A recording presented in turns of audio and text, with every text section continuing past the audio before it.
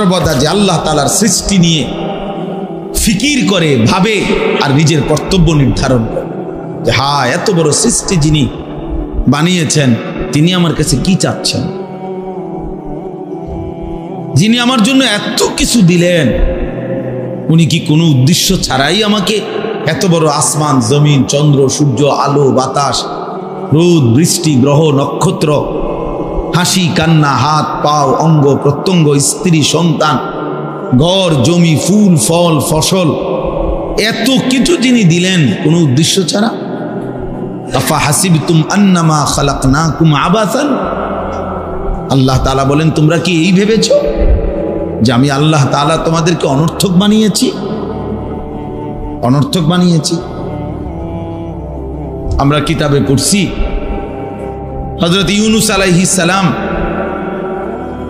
একদিন এক মাটির কুমার যে মাটি দিয়া পাতিল বানায়, তো কুমার রে বলছে তোমার এই যে বানানো পাতিল যেগুলা তুমি মাটি দিয়া বানাইছো একটা পাতিল ভাঙ্গা ফেল। তো সে বলল কেন ভাঙবো আমি কি এটা প্রয়োজন ছাড়া বানাইছি? আমি ভাঙবো কেন? আমার বানানো মাটির পাতিল আমি ভাঙবো কেন? তো আল্লাহ তাআলা বললেন ইউনূস এবার ভেবে দেখো এক কুমার যদি এক ছোট্ট পাতিল অনর্থক না বানায়, আমি মালিক এত সুন্দর মানুষ আমার হাতে গড়া আমার বান্দা আমি অনর্থক বানাইছি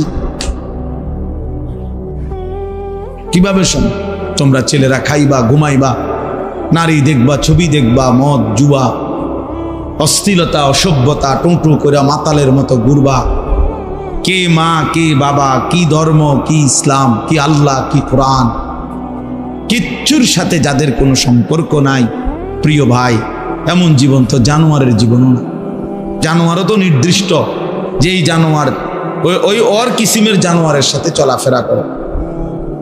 কুকুর তো কুকুরের সাথে থাকে, শূকর তো শূকরের সাথে থাকে, পিঁপড়া তো পিঁপড়ার সাথে থাকে, বিড়াল তো বিড়ালের সাথে থাকে। এক ইনসান হয়ে মানুষ হয়ে সে মানুষের সমাজে মানুষের আখলাক নিয়ে থাকবে না কেন? আল্লাহ আমাদেরকে বুঝ দান করে। বন্ধু নামের একটা ইবলিসের সাথে চলতে গিয়ে নিজের এইভাবে নষ্ট করে দিলা। আলহামদুলিল্লাহ বন্ধু তো আমাদেরও আছে, আমাদেরও তো চলার পথে হাজার হাজার বন্ধু আছে, দোস্ত আছে। আমরাও বন্ধুদেরকে নামাজের কথা বলি, বন্ধুরাও আমাদেরকে নামাজের কথা বলে। আমার ড্রাইভাররে আমি কোনো সময় বলি নামাজের জন্য, কই নামাজ টাইম দে। আবার ড্রাইভারও অনেক সময় ঘুমায় থাকলে টাইমলি মসজিদের সামনে এসে দাঁড়ায় যে নামাজের টাইম হয়েছে। হ্যাঁ, তাইলে এটাই তো সহজ কথা।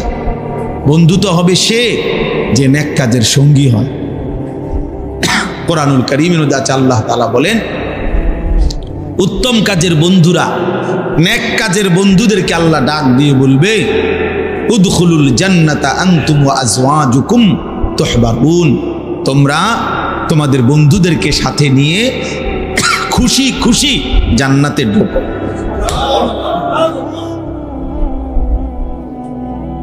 জান্নাতে ঢোকো খুশি খুশি জান্নাতে বন্ধুদেরকে নিয়ে।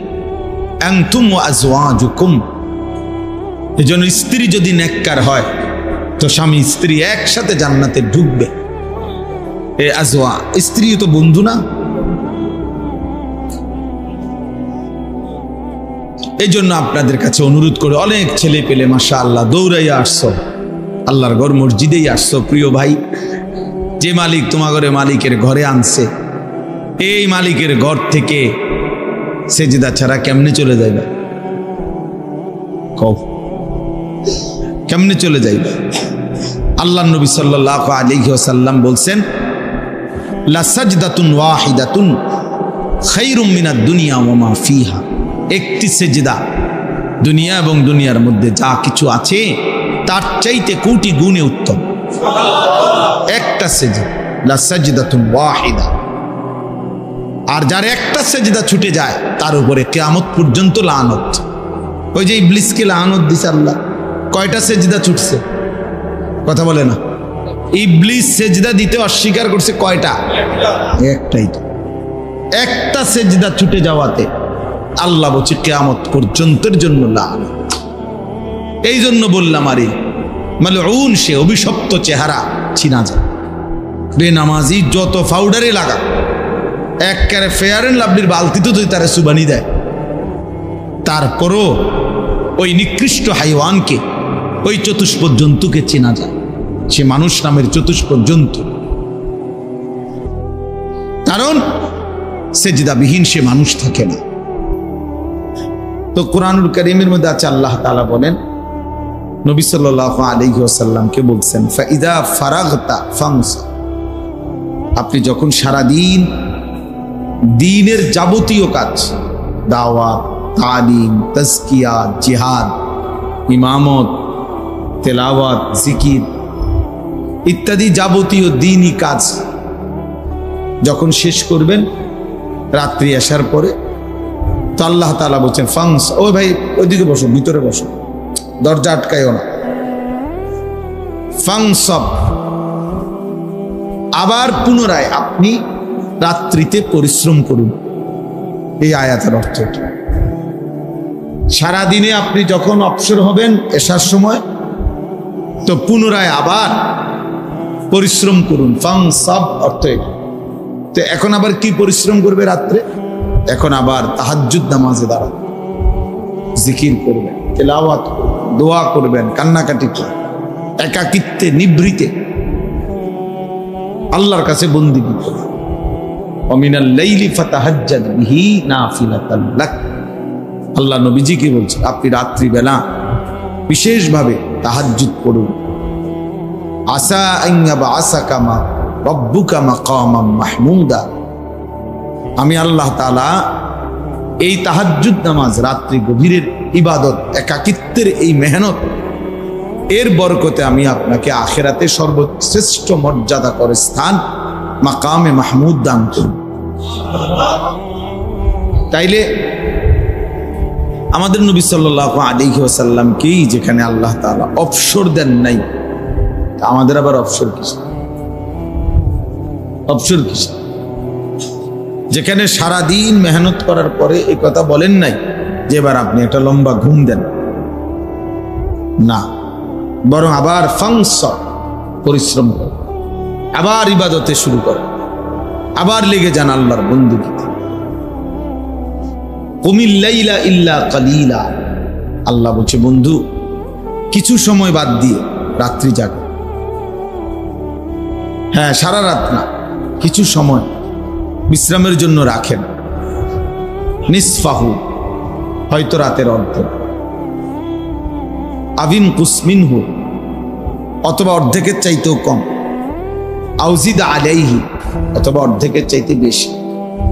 অর্থাৎ তবে এটা মনে রাখবেন, কোনোভাবেই এক মুমিন সারা রাত ঘুমাইতে পারে, সেই সন্ধ্যা হলো তো এরপরে আমি ফজর পর্যন্ত ঘুম ছাড়া আল্লাহর কোনো বন্দেগী করলাম না, আল্লাহর কোনো ইবাদতই করলাম না, পড়লাম এশার নামাজ, না পড়লাম তাহাজ্জুদের নামাজ, না পড়লাম ফজরের নামাজ, এটা কোনো মুমিন মুসলমানের পরিচয় হতে পারে। আল্লাহ তাআলা বলেছেন ইন্না নাশিআতাল লাইলি হিয়া আশাদ্দু ওয়াতআন ওয়া আকওয়ামু কিলা, আল্লাহ তাআলা বলে নিশ্চয়ই রাত্রি জেগে আল্লাহর ইবাদত করা, রাত্রি জাগরণ করা আল্লাহর ইবাদতের জন্য, এটার দুইটা বড় উপকার। এক, মনের কুচাহিদা, অসৎ কামনা বাসনা নিয়ন্ত্রণ করার সবচেয়ে কার্যকর পন্থা। আল্লাহ ওয়া আকওয়ামু কিলা, নিজের জীবনের সব চাওয়া পাওয়া আমি আল্লাহর কাছে বলার সবচেয়ে সর্বোত্তম সময়। আল্লাহ বলছেন রাত গভীরে জাগলে, একাকিত্বে আমার কাছে দোয়া কান্নাকাটি করলে আমি আল্লাহ তাআলা মনের অসৎ চিন্তা, কুচিন্তা, গুনাহের প্রতি, নারী, ছবি, নাচ, গান, অসভ্যতা, অশ্লীলতা, উলঙ্গপনা, বেহায়াপনা, এর থেকে নিজেকে নিয়ন্ত্রণ করার যোগ্যতা, সক্ষমতা আমি আল্লাহ দান। তাইলে আমার বলার উদ্দেশ্য হলো ভাই, অলসতা না করা। মুমিন অলস, বিশ্রাম নিবে, অলস হবে। বিশ্রাম নিষেধ। বিশ্রাম মানে অলসতা। বিশ্রাম মানে হলে আমি আমার কাজের ফাঁকে 1 ঘন্টা 2 ঘন্টা আমি একটু কি করে নিলাম, রেস্ট নিলাম, এজন্য যে আমার পরবর্তী কাজের উদ্যমতার জন্য। কিন্তু কিরে নামাজ না ভাল লাগে না, যাইতাম না, যাইতি না কে, কেরম জানি লাগে, ভাল লাগে, কেরম লাগে না কইতারি না। অপদার্থ, তুই কইতারো না, এটা বুঝে একটা কথা হইলো, এটা বুঝে একটা জিন্দিগি হইল। এই জন্য কিছু ছেলে পেলে দেখবেন এমন অপদার্থ যে কোনো জীবনের আগা নাই মাথা, কি করে, খায় কি, ঘুমায় কি, কোনানে পেশাব করে, কোনানে হাঁটে, চুলের দশা কি, জামার দশা কি, করেটা কি। হ্যাঁ, পাগলের কোনো পূর্ব নাই, পশ্চিম নাই, কিচ্ছু। জিন্দিগি কোনো লক্ষ্য উদ্দেশ্য না, গন্তব্য চেনে না, মনসিল চেনে না, জীবনের কোনো টার্গেট আছে, কোথায় গিয়ে থামবে, কোথায় গিয়ে থাম। জানে হাজারো মা বাপ এই শিক্ষিত হওয়ার নামে, যারা জেনারেল শিক্ষিত, তারা মনে করে অনেক কিছু শিখে। সবচেয়ে বড় দুর্ভাগ্য যে তাদের অধিকাংশই তাদের মঞ্জিল চেনেন, গন্তব্য চেনে, সে কোথায় গিয়ে থামবে আসলে এইটাই জানে। হে মনে করছে বুড়া কালে বালা খাইবে, এই জন্য আমি এত কষ্ট করে পড়ে বুড়া কালে, এর মাথাতে বয়সকালে একটু আরাম করবে। কি এর আরাম? দুনিয়ার সমস্ত ডায়াবেটিস রোগী, ডায়াবেটিক হসপিটালে গেলে দেখা যায় সব বয়স্ক লোক লাইন ধরে বইয়া রয়েছে। তাহলে ব্যারামের জ্বালায়, রোগের কারণে আর কিচ্ছুই দুনিয়া ভোগ করতে পারে না। সব বুঝাইছে, টাকা পয়সা সবই আছে, কিন্তু রোগ, অসুস্থতা, দুর্বলতা আর তাকে দুনিয়া ভোগ করতে দেয় না।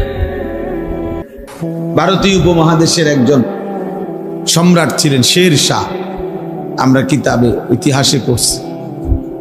উনি বলছিলেন ওনার বয়স যখন 63 পার হয়েছে, তখন তিনি ভারতীয় উপমহাদেশে বড় বাদশাহ হয়েছে। কিন্তু এর জন্য উনাকে 45 বছরের চাইতে বেশি লাগাতার যুদ্ধ বিগ্রহ করতে হয়েছে। বহু যুদ্ধ বিগ্রহ করে এরপরে তিনি একদিন 63 বছর পরে, 60-63 বছর পরে ভারতীয় উপমহাদেশে বাদশাহ হয়েছে, বড় ক্ষমতাধর হয়েছে। তো একদিন তিনি বাদশাহীর মসনদে বসে আফসুস করে বলতেছিলেন যে হায়, আমার রাজত্বের সূর্য যখন চমকাইছে, আমার হায়াতের সূর্য তখন ডুবতে শুরু করছে। মানে আমার বাদশাহী তো আসছে ঠিক আছে, রাজত্ব তো আসছে ঠিক আছে, কিন্তু আমার জিন্দিগির সূর্য তো কি ডুবার টাইম হয়ে গেছে, ডুবার টাইম হয়ে গেছে। আমি এতক্ষণ আলুর ভর্তা ডাল দিয়ে খাইয়া শেষ করে এলাম, এখন হাত দুবার মুহূর্তে আমনে আমার লাগে এতটি তরকারি আনলে কি লাভ, আমি খামু কেমন, আমার তো চাহিদা শেষ। কথার কথা এমন হয় না? এই জন্য ভাইয়া অলসতা না করা, নেক কাজে গরিমসি করা, এটাকেই অলসতা। আল কাসাল, আরবি একটা বই আছে, আল হারবু আলাল কাসাল, অলসতার বিরুদ্ধে যুদ্ধ। নবী সাল্লাল্লাহু আলাইহি ওয়াসাল্লাম 5 ওয়াক্ত নামাজের পর আপনার এটা থেকে পানাহ চাইতেন যে আল্লাহ, আমি অলসতার থেকে মুক্ত। যার মঞ্জিল জানা আছে সে অলস হয়। আমার আখিরাত অনেক লম্বা, আমার অনেক নেকি দরকার, আমার অনেক দরকার, আমার কবরের সফর বড় লম্বা সফর। এই যত মানুষ আলহামদুলিল্লাহ নেককার লোক, আমার শায়েখ আল্লামা মুফতি মুশতাকুন নবী কাসিম দিন রাত দেখি দৌড়ায়, মেহনত করে, এই চলার পথেই অল্প স্বল্প বিশ্রাম করে, কিন্তু সারা দিন এভাবে মনে হয় আজকে মনে করেন 20 বছর ধরে দেখতেছি, কিন্তু কোন সময় এত মাহফিল, এত বয়ান, এত নসিহত, এত মসজিদের পেরেশানি না হইলেও 30টা মাদ্রাসা কমপক্ষে হুজুরে এক হাতে চালায়। একার যদি কম হয় তাইলে এই সারা দেশ জুড়ে এখন এই মুহূর্তে দক্ষিণ কোরিয়া আছে। হুজুর এখন দক্ষিণ কোরিয়া বয়ান করতে গেছে, 2 তারিখ গেছে, খবর পাঠাইছে যে আইসাই জাপান যাবে, হজে যাবে, হজের থেকে আইসা জাপান যাবে। তো আমি এই 20 বছরে কোনোদিন দেখি নাই যে আপনার কোনো সময় বলছে মাওলানা আর ভাল লাগে না, আর কত ওয়াজ করব, আর কত জিরানো দরকার, এটা বলেই না কখন। কারণ আখিরাত যার চোখের সামনে, যে মঞ্জিল চিনে, গন্তব্য চিনে, তার হাতে সময় খুব কম। আর যার কোনো জীবনের লক্ষ্য উদ্দেশ্য না, আমাদের বহু ছেলে পেলে দেখবেন এই মোবাইল টিপতে টিপতে এক সময় শরীর লম্বা হয়ে যায়, মানে পাও টানা দিয়া লাগে, অর্থাৎ আর ভাল লাগে না। এবারে একেবারে না ফাইতে, মানে আর বেহুদা, মানে আর দেখতেও মন চায়, যার সাউনেরও কিছু নাই, এরপরও এটারে আতলা কিরে, মানে হে কি করবে, তার তো আর কোনো কাজ নাই, তার তো জীবনের কোনো মঞ্জিল না। মা তাকে কিছু শিখাইছে, না বাপ তাকে কিছু শিখাইছে, না তার শিক্ষা প্রতিষ্ঠান তাকে কোনো গন্তব্য চিনাইছে। তারে কিছু বাতের স্বপ্ন দেখাইছে, তারে একটা চাকরির স্বপ্ন দেখাইছে, তারে দুনিয়াবি একটা স্ট্যাটাসের স্বপ্ন দেখাইছে। ঘুরে ফিরে তারে দুনিয়া বুঝাইছে, আখিরাত ভুলাই দিছে। ইয়ালামুনা যাহিরাম মিনাল হায়াতিদ দুনিয়া ওয়া হুম আনিল আখিরাতি হুম গাফিলুন। আল্লাহ তাআলা বলে, বান্দা শুধু কেবল বাহ্যিক এই দুনিয়ার জীবনের জ্ঞান, ইলম জ্ঞান অর্জন করলে অথচ আখিরাত থেকে একদম গাফিল হয়ে রইল। এমন সুন্দর ছেলে, বাংলা কথা কি সুন্দর শুদ্ধ বলে, ইংরেজি কথাও বলে, ইংরেজি বাক্য বুঝে, ইংরেজি কি সুন্দর বই পড়ে, ইংলিশ পড়তেছে, সব বুঝতেছে, কিন্তু নাফরমান আল্লাহর কোরআন একটা লাইন শুদ্ধ পড়তে পারে না। হায় হায়, তারে এইভাবে কোরআন বুলাই দিল কে? তারে বলে দিল যে মুসলমানের বাচ্চা, তুই কোরআন পড়তে হবে না, তোকে মুসলমান হিসাবে পৃথিবীতে মাথা উঁচু করে দাঁড়াইতে ইংরেজি বলতে হবে।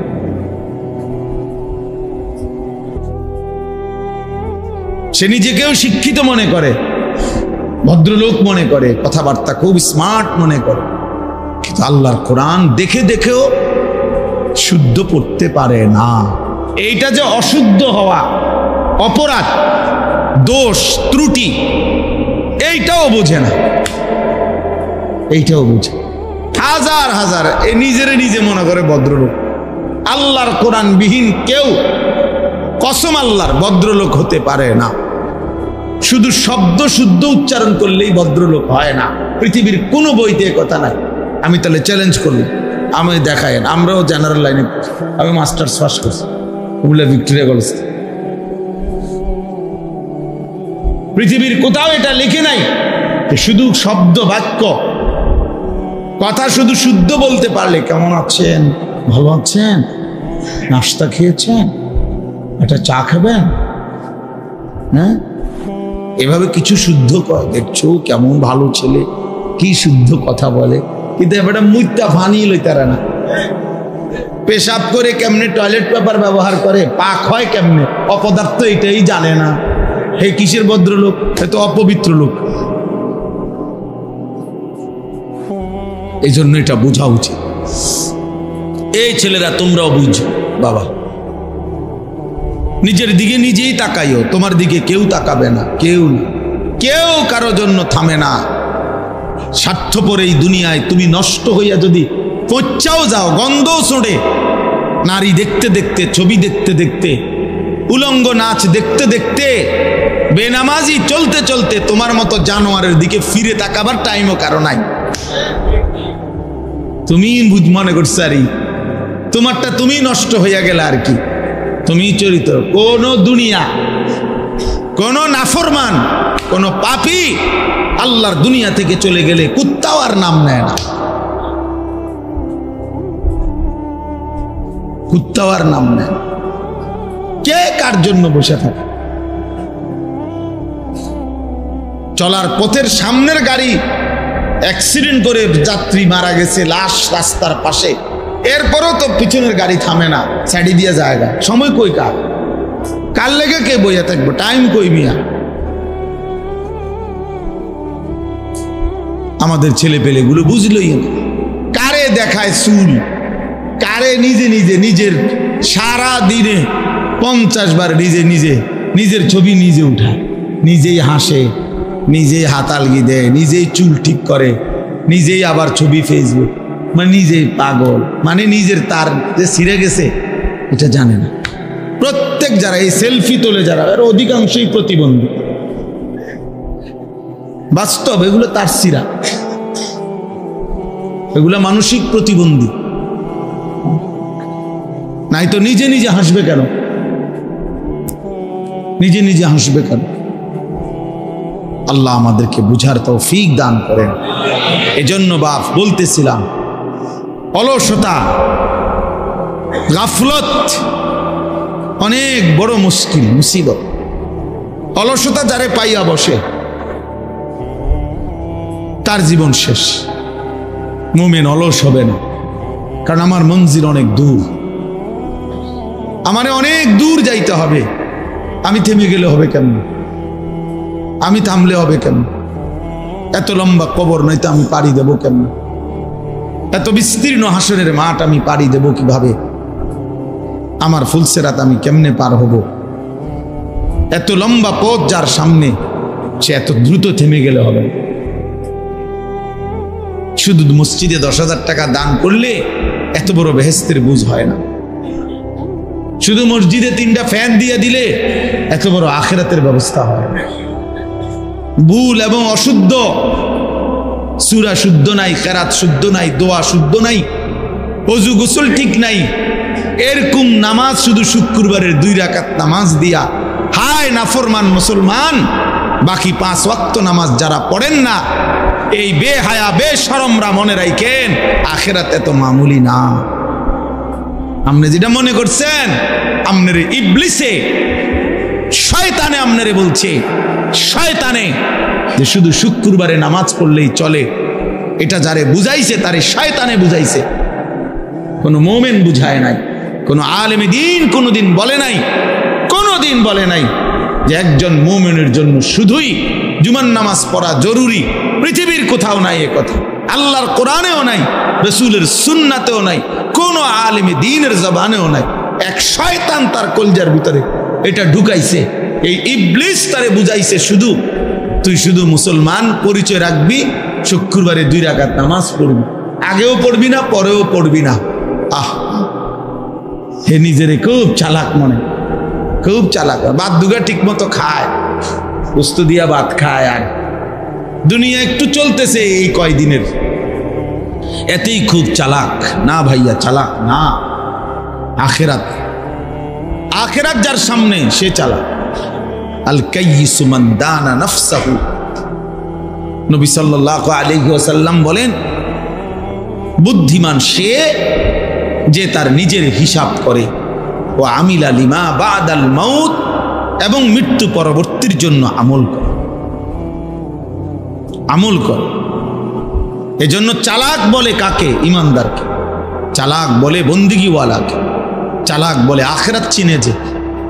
নবীজিকে জিজ্ঞেস করছে, মান আকিয়াসুন নাস, হে আল্লাহর রাসূল সর্বাধিক বুদ্ধিমান কে? নবী সাল্লাল্লাহু আলাইহি ওয়াসাল্লাম বলেন, আকসারুহুম যিকরান লিল মাউত, যে বেশি বেশি মৃত্যুকে স্মরণ করে, ওয়া আকসারুহুম ইস্তিদাদান লিল মাউত, যে বেশি বেশি মৃত্যুর জন্য প্রস্তুতি গ্রহণ করে।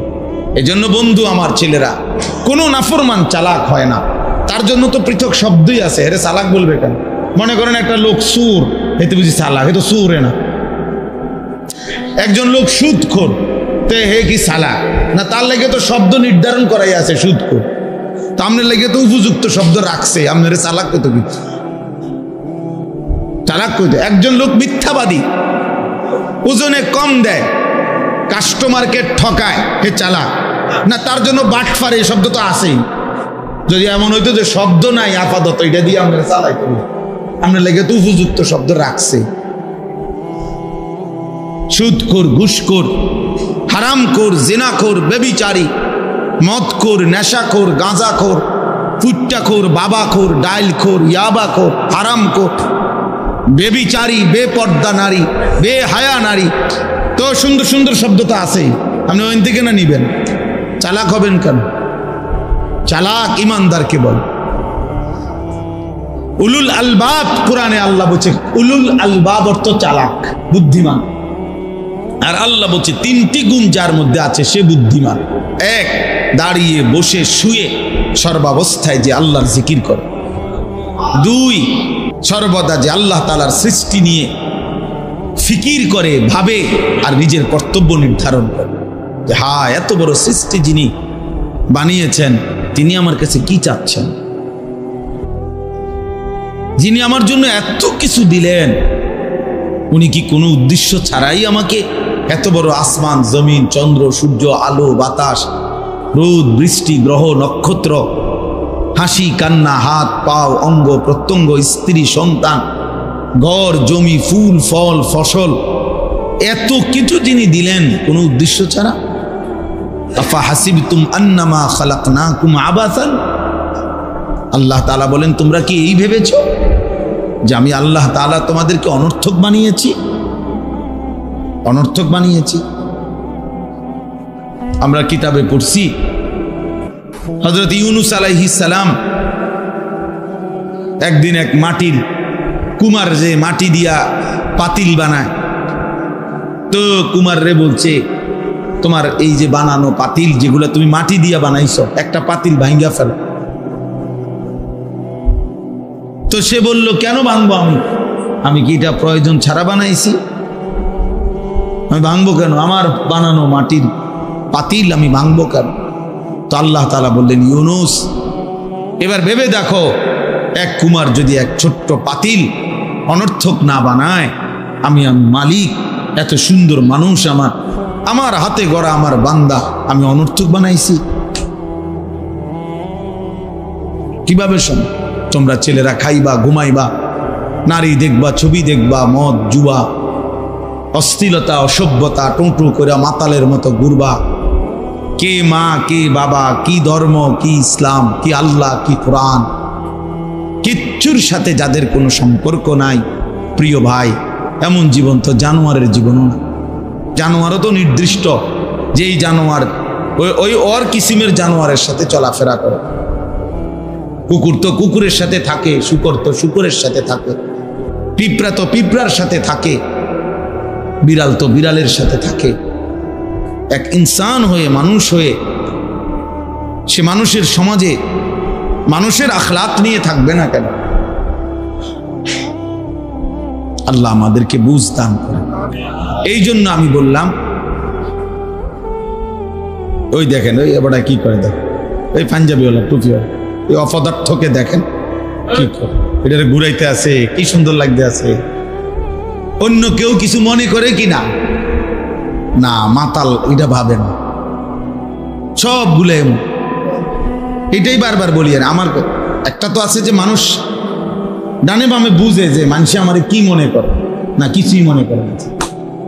ছেলেদের হালাত হলো যে বেটা তোর চুলটাকে কেউ সমাজের কি মনে করে, বা কেউ তোকে কি ভাবে, আমার চেহারা, আমি যে এক ওয়াক্ত নামাজ পড়ি না, তো এখন এই সমাজের একটা ছেলে, এখানে মসজিদ আছে আশেপাশে, মহল্লার মুরব্বীরা কিছু লোক নামাজ পড়ে, তো এই অপদার্থ তো ভাবা উচিত যে আমি একটা মুসলমান পরিচয়ধারী, আমি নিজের হাতে লিখলাম আমার ধর্ম ইসলাম, আমি যে আল্লাহকে একটা সেজদা দেই না, তো মুসলমান এত বড় জানোয়ার কেমনে হয়? এর দুর্লজ্জা বুঝি 2-4 বছরও হয়তো না,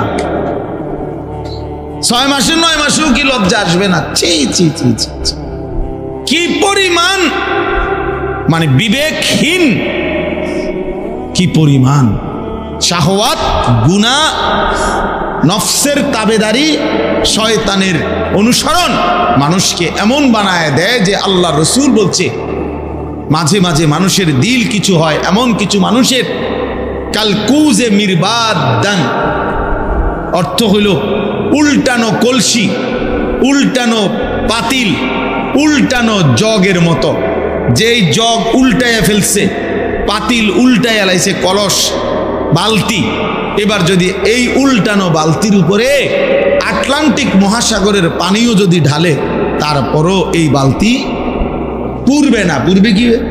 কেমনি পুরবে? এটা কেন পুরবে না? আল্লাহ রসুল বলছে, গুনাহ এবং নাফরমানি কিছু মানুষের দিল এমন এমন বানায় ফেলে যে সেই দিল একদম উল্টায়া যায়। আর কোনোদিন, প্রিয় ছেলেরা আমার, মনে রাখো বাপ, এত পরিমাণ গুনাহ করো না যেই গুনাহের কারণে একদিন আল্লাহর রহমের নজর থেকে আল্লাহ দূরে সরাইয়া দিল উল্টায়া দেয়। তখন আল্লাহর নবী বলেন, লা ইয়ারিফু মারুফান ওয়ালা ইউনকিরু মুনকারান। ওই নাফরমান আর কোনো ভালোকে ভালো মনে করে না, কোনো গুনাহকে আর ছাড়তে চায় না, সে গুনাহকে গুনাহই মনে করে। দিল উল্টে। হাদিসে আছে, নবীজি বলছে, ইন্না কুলুবাল ইবাদ বাইনা ইসবাআইন মিন আসাবি'ir রহমান ইউকাল্লিবুহু কাইফা ইয়াশা। নিশ্চয়ই বান্দার অন্তর আল্লাহর কুদরতি দুই আঙ্গুলের মাঝে। বাইনা ইসবাআইন মানে দুই আঙ্গুল, দুই আঙ্গুলের মাঝে, আল্লাহর কুদরতি আঙ্গুলের মাঝে। ইউকাল্লিবুহু, আল্লাহ তাআলা ওই দিলকে যেভাবে ইচ্ছা উলট পালট করতে পারে, নবীজি বলছে। এই জন্য নবীজির দোয়া আলেমদেরকে জিজ্ঞাসা করে দেখ, নবীজি সব সময় সর্বদা প্রতিনিয়ত একটা দোয়া করতেন, এটাও, ইয়া মুকাল্লিবাল কুলুব সাব্বিত কলবি আলা দীন। এর অর্থ কি? যে হে অন্তর সমূহের পরিবর্তনকারী আল্লাহ, আপনি আমার অন্তর আপনার দ্বীনের উপরে মজবুত রাখুন।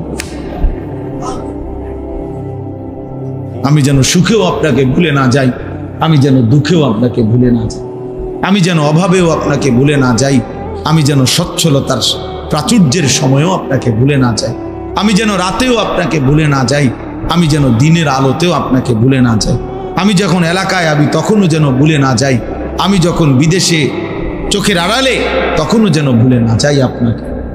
আপনি আমার দিল আপনার দ্বীনের উপরে রাখেন, এটা অনেক বড় নিয়ামত। তাহলে এই জন্য আজকে যেই কথাটা আমি প্রথম শুরু করলাম, অলসতা, অলসতা, এইটাই নসিহত। অলসতা থেকে বেঁচে থাকা দরকার, গাফলত থেকে বেঁচে থাকা দরকার। গাফেল কেন করে না, বলতে পারে না, কেন নামাজ পড়ে না? আপনি জিজ্ঞাসা করেন, একটা ছেলে, এক বেনামাজি ছেলেগুলোর এখানে দাঁড় করান, আমার কোলে তো আমি চিনি, বেনামাজি তো অসভ্য, তার চেহারা নির্লজ্জ, বেহায়া, মালউন, অভিশপ্ত চেহারা, এটা চিনা যায়। কোরআন শরীফে আছে, আল্লাহ বলছে ইবলিসকে তুমি সেজদা দিলা না, ওয়া ইন্না আলাইকাল লানাতা ইলা ইয়াউমিদ্দিন। ইবলিস, তোমার উপরে কিয়ামত পর্যন্ত আমি আল্লাহর লানত। সরাসরি কোরআন শরীফে। এজন্য বেনামাজি ছেলেরা মনে রাখিস বাপ, তোদের উপরে আল্লাহর লানত। তোদের ওই কপালে থুতু মারলাম যেই কপাল সেজদা দেয় না, থু তোর কপালে, থুতু মারি তোর কপালে, থু তোর কপালে। যে কপাল 365 দিনে কোনো দিন ফজরের নামাজের সেজদা দিলি না নাফরমান, তোর কপালে থুতু। 1 বছর কোনোদিন নাফরমান, কোনো দিন ফজরের নামাজ পড়ে জানেও না ফজরের ওয়াক্ত হয়। মুসলমানের সন্তান, মুসলমানের বাদ মানুষ এত নিকৃষ্ট, অভিশপ্ত কিভাবে হয়? এই জন্য বললাম কোনো কারণ নাই, আপনি জিজ্ঞাসা করে দেখেন। একটা ছেলেকে জিজ্ঞাসা করেন, বাবা আজকের সারাদিনে যে 1 ওয়াক্ত নামাজ পড়লা না, কি কারণ? একটা তো কারণ থাকবে, যে আল্লাহর সাথে আমার একটা ঝামেলা হয়েছে, অথবা আল্লাহ আমার একটা ন্যায্য দাবি পূরণ করে নাই, অথবা আল্লাহ তাআলা আমার চোখের সামনে এতগুলো মানুষের রোদ বৃষ্টি দিছে, আমার আন্ধারে হালাইয়ে রাখছে। হ্যাঁ, কি কারণ? একটা তো কারণ দর্শাবে, আল্লাহর সাথে রাগ করার একটা যুক্তি তো থাকবে, যে আমি এই কারণে আল্লাহর সাথে কি করছি, অভিমান করছি, উনি আমার এই ন্যায্য দাবিটা পূরণ করে নাই, আমি কি লেগে ওনারে সেজদা করুন, এরকম বলতে পারবে কেউ? তাইলে তাইলে কেন কেন আল্লাহকে নারাজ করা? কেন আল্লাহকে নারাজ করা? কেন আল্লাহকে নারাজ? ইয়া আইয়ুহাল ইনসান মা গাররাকা বিরাব্বিকাল কারীম। রব্বুল আলামিন বলে, মানুষ আমার মতো দয়ালু মেহেরবান মাওলা। আল্লাহ যেন ডাক দিয়ে বলে, বান্দা এমন মেহেরবান মালিক যে আমি 24 ঘন্টা তোমাকে লালন করি, পালন করি, এমন দয়ালু মালিক থেকে কে তোমারে ধোঁকা দিল? কে তোমাকে ধোঁকা দিল? কেমনে পারলা বান্দা আমার থেকে ছুটে যেতে? কাকে পেয়ে আমাকে ছেড়ে দিলা? আমার চাইতে দয়ালু মাওলা কাকে পাইলা? বলো যুবক, মোবাইলের ওই নারী তোমার কি কি প্রয়োজন পূরণ করছে? সমবয়সী অসৎ বন্ধু তোমার কি প্রয়োজন পূরণ করে দিয়েছে? হ্যাঁ, একটা শয়তানের সাথে, বন্ধু নামের একটা ইবলিসের সাথে চলতে গিয়ে নিজের এইভাবে নষ্ট করে দিলা। আলহামদুলিল্লাহ, বন্ধু তো আমাদেরও আছে, আমাদেরও তো চলার পথে হাজার হাজার বন্ধু আছে, দোস্ত আছে। আমরাও বন্ধুদেরকে নামাজের কথা বলি, বন্ধুরাও আমাদেরকে নামাজের কথা বলে। আমার ড্রাইভাররে আমি কোনো সময় বলি নামাজের জন্য, কই নামাজ টাইম দে। আবার ড্রাইভারও অনেক সময় ঘুমায় থাকলে টাইমলি মসজিদের সামনে এসে দাঁড়ায় যে নামাজের টাইম হয়েছে। হ্যাঁ, তাইলে এটাই তো সহজ কথা। বন্ধু তো হবে সে যে নেক কাজের সঙ্গী হয়। কোরআনুল কারীমের মধ্যে আল্লাহ তাআলা বলেন, উত্তম কাজের বন্ধুরা, নেক কাজের বন্ধুদেরকে আল্লাহ ডাক দিয়ে বলবে, উদখুলুল জান্নাতা আনতুম ওয়া আজওয়াজুকুম তুহবারুন। তোমরা তোমাদের বন্ধুদেরকে সাথে নিয়ে খুশি খুশি জান্নাতে ঢোকো।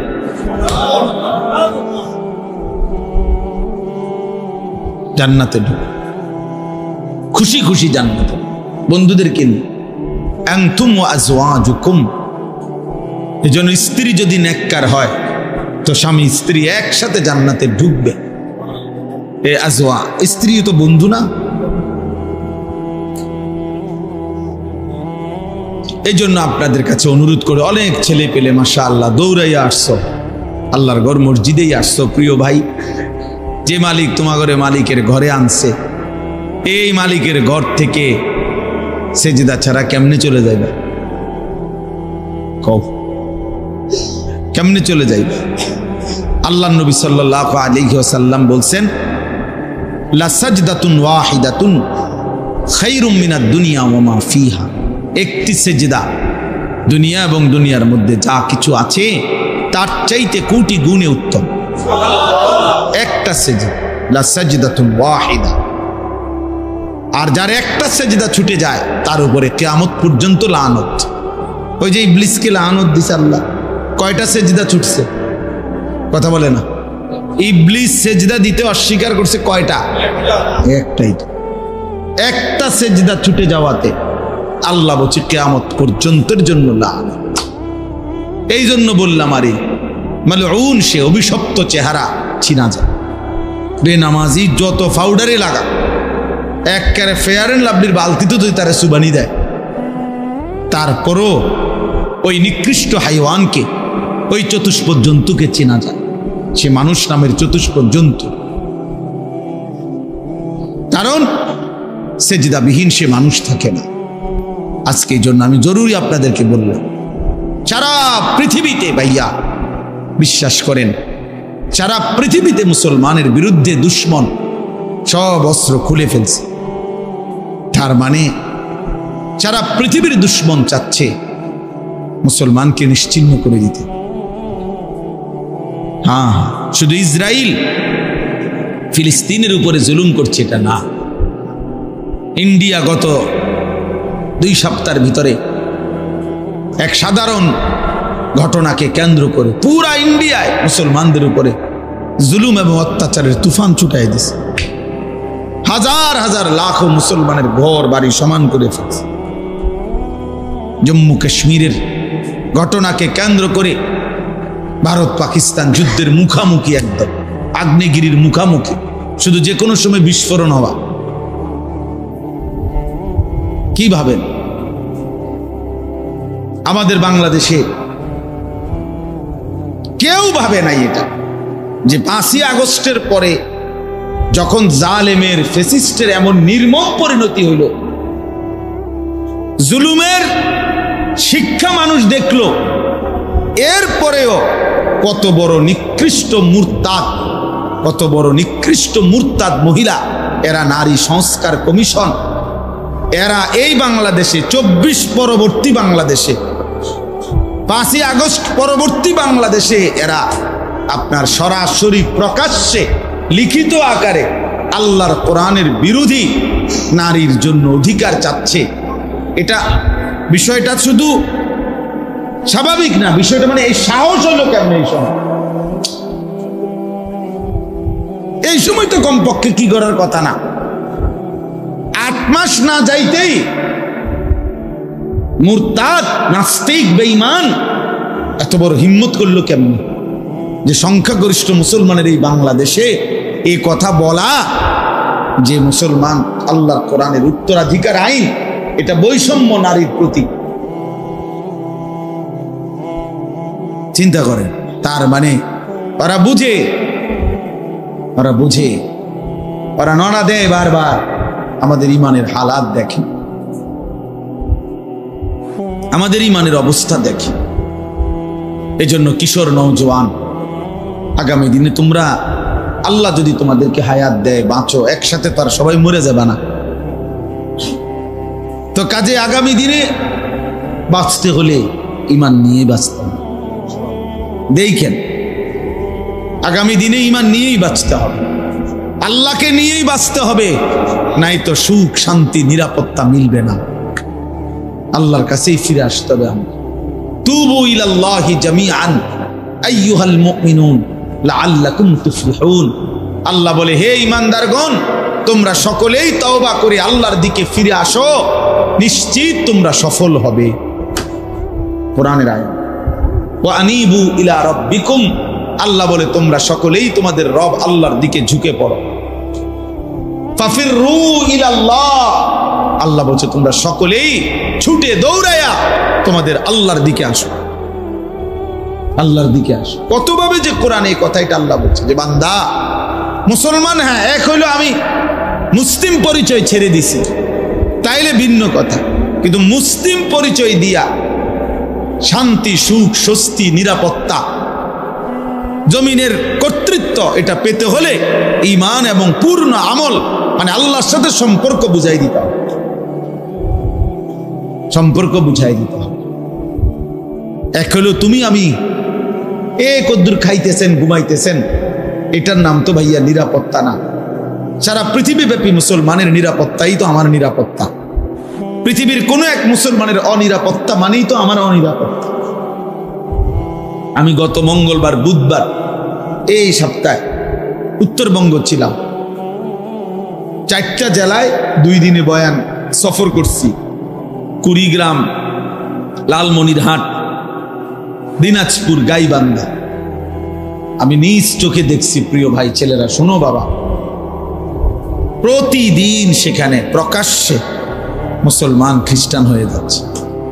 খ্রিস্টান মিশনারি বেঈমানরা, এই কাফেররা, খ্রিস্টানরা, মুশরিকরা সরাসরি প্রতিদিন পরিকল্পিতভাবে একবারে ছক আঁকা মুসলমানদের এলাকায়, বাংলাদেশে দিনাজপুর জেলায় 793টা, একটি জেলায় গির্জা আছে, একটি জেলায় 793টি গির্জা। তাইলে বাংলাদেশ কি খ্রিস্টান সংখ্যাগরিষ্ঠ দেশ? কথা বলে না, বাংলাদেশ কি সংখ্যাগরিষ্ঠ খ্রিস্টান? তাইলে ওইখানে 793টা গির্জা একটি জেলার মধ্যে কি দরকার? সেখানে কি 50 লক্ষ খ্রিস্টান? সেখানে 2 কোটি খ্রিস্টান? তো কার জন্য বানাইল? আমার সন্তানরা মোবাইল টিপতেছে, নারী দেখতেছে, এমন সুন্দর তাগরা জওয়ান হালাত, বয়সটা বানের পানির মতো, জোয়ারের পানির মতো শেষ করে দিতেছে।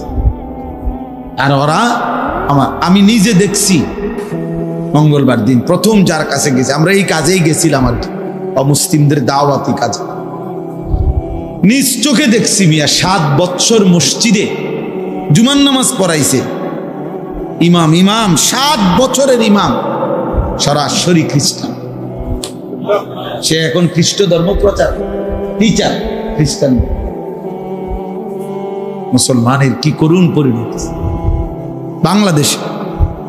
মাইলকে মাইল, এলাকাকে এলাকা খোলামেলাম খ্রিস্টান ধর্ম প্রচার। কাদিয়ানিদেরও মানে ব্যাপক কার্যক্রম, ব্যাপক। ওইখানে মাইলকে মাইল মসজিদে আপনার বহু মসজিদ এরকম শত শত আছে যেখানে ঠিক মতো 5 ওয়াক্ত নামাজ হয় না, শুধু জুমার নামাজ। কোন রকম একজন নামাজ পড়ে। তাইলে এই যে আমার দেশে আমরা মুসলমান, আমরা যদি আমাদের দেশ অরক্ষিত বানায় ফেলি, আমাদের পার্বত্য চট্টগ্রাম, বান্দরবন, খাগড়াছড়ি, রাঙ্গামাটিতে প্রতিনিয়ত খ্রিস্ট ধর্ম প্রচার হইতেছে। আমাদের সেন্ট মার্টিন, এটা নিয়ে কি কয় কি করতেছে কিচ্ছু বুঝি না। আমাদের মানবিক করিডোর, বর্তমান অন্তর্বর্তী সরকার ডক্টর মোহাম্মদ ইউনূস যেটা দিতে চাচ্ছে রোহিঙ্গাদের আরাকানের সাথে, এর সুস্পষ্ট কোনো ব্যাখ্যা এখনো দিতে পারেনি। এবং বাংলাদেশের অসংখ্য বুদ্ধিজীবী ভাবতেছে এটা আমার দেশের স্বাধীনতা, তার সার্বভৌমত্বের জন্য হুমকি। তাইলে বলেন, নারীরা প্রকাশ্যে কোরআন সুন্নাহ বিরোধী আইনের প্রস্তাব দিছে যে বেশ্যা পতিতাকে, যৌন কর্মীকে রাষ্ট্রীয়ভাবে শ্রমিক হিসাবে স্বীকৃতি দিতে হবে। ছেলে মেয়ে বিবাহ ধর্মীয় বন্ধন ছাড়া যে কোনোভাবে যদি একত্রে সম্পর্ক করতে চায়, রাষ্ট্র সমাজ তাকে কোনোভাবেই বাধাগ্রস্ত করতে পারবে না। মানে ছেলে পেলে আপনাদের মহল্লায়, দেশে, রাষ্ট্রে, যেখানে সেখানে কুত্তার মতো, বিলার মতো যেখানে সেখানে শুয়ে লাইব, কেউ বাধা দিতে পারে। তো কোথায় গিয়ে পৌঁছবে আমাদের সন্তান? আগামী প্রজন্ম কোথায় গিয়ে দাঁড়াইবে বলেন? কোথায় গিয়ে দাঁড়াবে? হুজুররা, ওলামায়ে কেরাম কি পরিমাণ চিৎকার করতেছে, কি পরিমাণ আহাজারি করতেছে। যে এই জন্য আমি শেষ কথা আমার আজকে আপনাদের কাছে, ছেলেরা বাবা আপনাদের কাছে, নওজোয়ান তোমাদের কাছে, সবার কাছে ভাইয়া আমার অনুরোধ, আল্লাহর দিকে ফেরো। ৭৭ বছর ফিলিস্তিন নির্যাতিত, ৭৭ বছর। ৭৮ বছর ধরে কাশ্মীরের মুসলমান রক্ত ঝরাচ্ছে। এই এখনো এই কাশ্মীরেই ঘটনা, জম্মু কাশ্মীরে এই ঘটনা, সন্ত্রাসী হামলা হয়েছে ওখানে পর্যটকদের উপরে। এই যে কক্সবাজার যেরকম ঘুরতে যায়, ওইখানে ঘুরতে গেলেন না, পর্যটকদের উপরে হামলা হয়েছে। এইটাকে কেন্দ্র করে পুরা ইন্ডিয়ার মুসলমানদের উপরে, কাশ্মীরের মুসলমানের উপরে জুলুম শুরু করে দিছে। বাড়ি ঘর জেলখানায় ভরতেছে। কি আশ্চর্য! এই জন্য আমি এই ছেলেদেরকে প্রতিদিন বলি, বাবা এমন যদি হয় একবার ভাইবা দেখো। সারা রাত উলঙ্গ ছবি দেখলা, এশার নামাজও পড়লা না, ফজরের নামাজও পড়লা না, এ মোবাইল নারী ছবি দেখতে দেখতে ঘুমায় গেলা। নিশ্চিত বীর্যপাত হয়। নারী দেখলে, ছবি দেখলে, অশ্লীল দৃশ্য দেখলে শরীর নাফাক হয়। তো এশার নামাজও পড়লা না, ফজরের নামাজও পড়লা না, আর এই নাপাক শরীর নিয়া যে শুয়া রইলা, হায় যদি এই ঘুমার না ভাঙে, এই রাত যদি ভোর না হয়, কোন এক অদৃশ্য বোমার আঘাতে যদি উড়ে যায় সব, তো তোমার মৃত্যু কি পরিমাণ নিকৃষ্ট মৃত্যু হলো। হ্যাঁ, ইসলাম তো শরীয়তের মাসআলা হলো স্বামী স্ত্রীর মেলামেশার পরেও ফরজ গোসল দেরি না করা, নাকি হালাল স্বামী স্ত্রীর মিলনের পরেও গোসল করতে কি না করা। আর এই যে জানোয়ার ঘন্টার পর ঘন্টা, দিন নাই রাত, কারণ যে নামাজ পড়ে না আর মোবাইলে নারী ছবি দেখে, তো 24 ঘন্টায় না পাক। তার তো কোনো কি নাই, পবিত্রতার কোনো প্রয়োজনই নাই। এতে কিনবো পবিত্রতা দিয়ে, এতে কিনবো।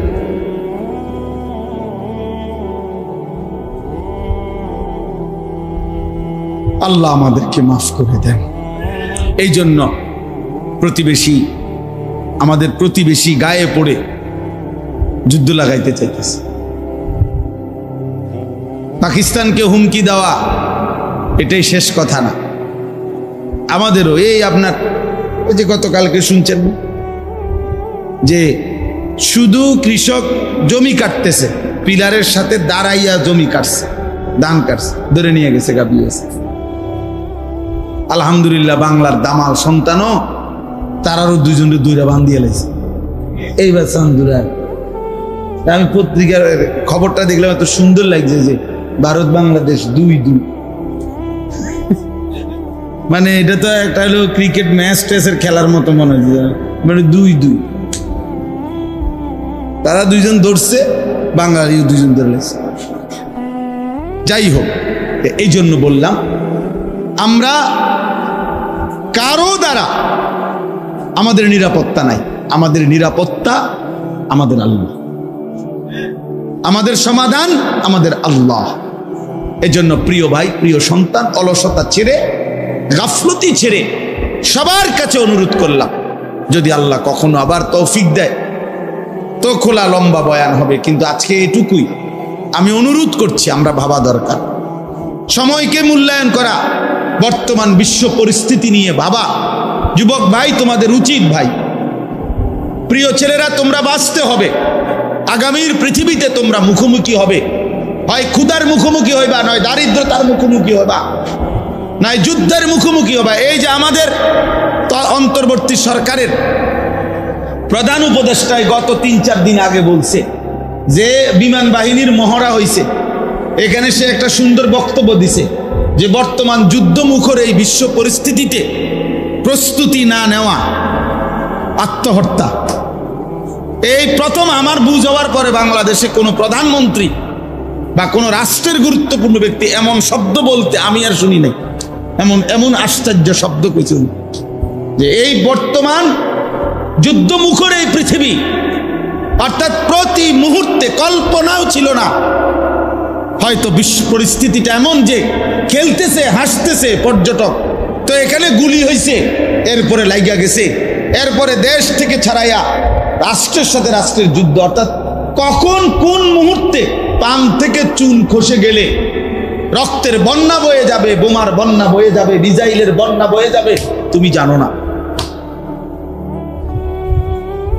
তুমি জানো না, তোমরা বেশি রং তামসা করতে আসো, এক ওয়াক্ত নামাজও পড়ো না, সারাক্ষণ চেহারা সুরতের মধ্যে বেঈমানের চেহারা, চুল, লেবাস, পোশাক, আর এই মোবাইলটার মধ্যে নারী ছবি দেখে দেখে নিজের পচাইয়া গন্ধ বানায় লাইছ। তোমরা না ফিরলে টিকবা কেমনে? কিভাবে টিকবা? আল্লাহ আমাদেরকে বুঝ দান করেন, আল্লাহ আমাদেরকে বুঝ দান। আশ্চর্য হবেন, শুনেন, গত 2-3 দিন হয়েছে, 3 দিন মনে হয় নাই, ভারতের একটি পার্কে 1-2 মুসলিম নারী, ওনারা নামাজের ওয়াক্ত হয়েছে, একটা আলাদা পার্কের এক পাশে একটা মুসল্লা বিছাইয়া, মানে রুমাল বা কিছু বিছাইয়া 2 পর্দানসীন বোরকাওয়ালি নারী নামাজ পড়ছে ওইখানে। শুধু এই নামাজ পড়াতে তারা ওইখানে ঘোষণা দিছে এই জায়গাটা নাপাক হয়ে গেছে, এরপরে গরুর পেশাব দিয়া, গোমূত্র দিয়ে, এরপরে মন্ত্র পড়ে এরপরে ওইটারে পবিত্র করছে। মানে আমার মন্ডার মধ্যে কইছে যে পাগল পেশাব দিয়ে পবিত্র করে, এরম তার সিরা মাথা খারাপ মানুষ কেমনে হয়? পেশাব দিয়ে কেমনে পবিত্র হয়? পানি দিয়ে না পবিত্র হয়, এরা পেশাব দিয়ে কি করছে এটারে? মানে মুসলমানের প্রতি ঘৃণা কি পরিমাণ, কি পরিমাণ!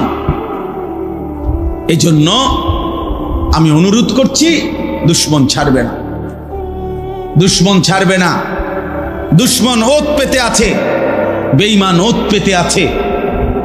অতএব আমরা যদি আমাদের আল্লাহর সাথে সম্পর্ক না বাড়াই, আখিরাতের সম্পর্ক না বাড়াই, আমরা যদি সেজদা না করি, তাইলে আফসুস করতে হবে, আফসুস করতে হবে। এই জন্য আমি অনুরোধ, প্রিয় নওজোয়ান ছেলেরা, বাবা, নিজেদের মধ্যে হাসি রসিকতা দিয়ে উড়াইয়া দিও না, উড়াইয়া দিও না। যে কোনো সময় ঝড় দেখলে চোখ বন্ধ করে রাখলে ঝড় থামে না। তুফান আসতেছে, এইটা দেখে যদি কেউ চোখ বন্ধ করে ফেলে যে না তুফান আসে না, ওই আমি তো নাহলে দেখি না, আরে না বেটা, তুফান হচ্ছে, তুমি চোখ বন্ধ করে রাখছো। এই জন্য আল্লাহ আমাদের প্রত্যেককে ঈমান আমলের জীবন দান করেন, উত্তম আখলাক দান করেন, আল্লাহর দিকে ফিরে আসবার তৌফিক দান করেন। ছেলেরা, ভাই, নামাজ পড়ো ভাইয়া, আল্লাহরে ডাকো। আলহামদুলিল্লাহ, আমরা হতাশ না। প্রতিদিন কম বেশি কিছু কিছু ছেলে আল্লাহর দিকে ফিরতেছে, নামাজ পড়ে, আল্লাহকে মানে, আল্লাহকে ডাকে, আল্লাহর দিকে ফিরে চোখের পানি ফেলে। এমন যুবকও আলহামদুলিল্লাহ কম না। হ্যাঁ হ্যাঁ, আমরা জানি আলহামদুলিল্লাহ কম না। আল্লাহর দয়ায় প্রতিদিন অগণিত যুবক আগামীর মাহাদির জন্য অপেক্ষা করছে, যারা কলিজার খুন দিয়ে জমিনের রক্ত